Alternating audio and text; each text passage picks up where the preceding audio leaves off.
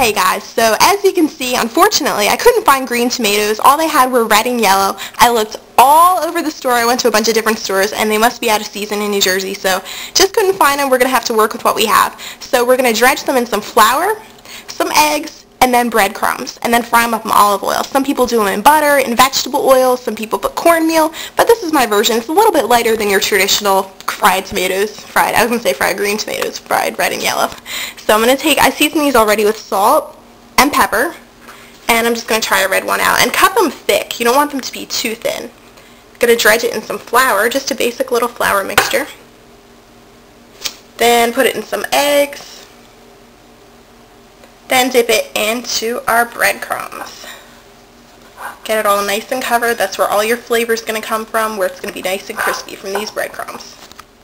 All the tomatoes are breaded, and then when your oil is hot and it's ready, you can drop these guys on in there. And I just put a little bit, about an inch or so of oil in here. You don't need that much. And, ooh, it's ready. And then we're just going to fry them a little bit on each side, about a minute or so each side until they crisp up, and then put them on a paper towel so they don't get soggy, so they stay crispy. And this is what they look like when they're done.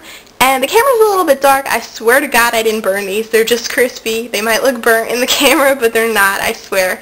But you know, sometimes when I'm cooking, I have this little problem. You know, sometimes you make too much.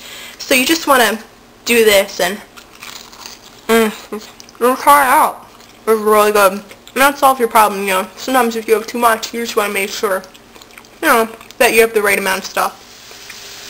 I got some chicken cutlets here that I seasoned with salt and pepper. You can also throw it on a grill, that's nice too, but I'm just going to saute it up in a pan with a little bit of olive oil, and then we're going to throw in some fresh rosemary and some thyme. See, I didn't chop it, nothing special, just throw it on in there, and it's going to get all the nice flavors combined in there.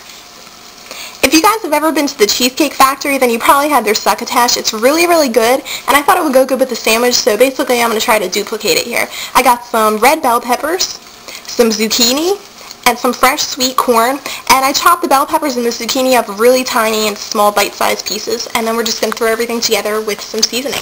So let's take our red bell peppers, put them in here to the pan, some olive oil, zucchini,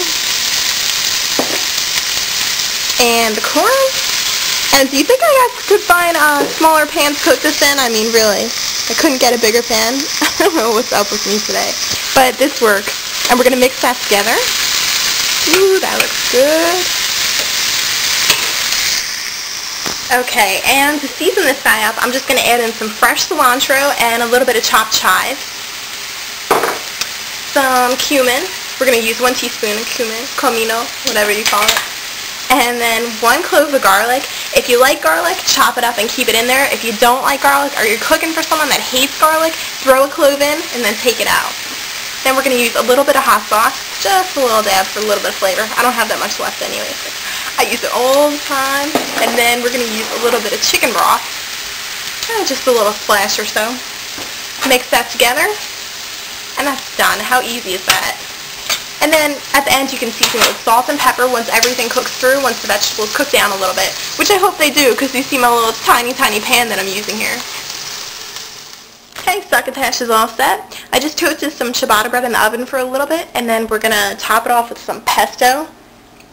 This is just some basil, Parmigiano Reggiano, salt, pepper, olive oil, just a basic pesto. We're going to put that on the bottom of the ciabatta and just spread it out nice and evenly, and I like pesto, so I'm going to put a little bit more. You could also use an olive tapenade, anything you think would really go with this, but it has like a salty flavor that I kind of like from the Parmesan cheese, so it adds a little bit of extra flavor. And then I'm going to top it off with some of our fried red tomatoes. And I'll put 2 of them on there. Don't be cheap with it. Then I'm going to get some chicken over here if I can reach it. That looks really, really good. It smells so good. I put the chicken on top if I can fit everything on here. Then, to make it extra nice, I have some fresh buffalo mozzarella.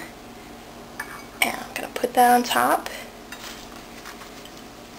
And then push it down a little bit because it's a big sandwich.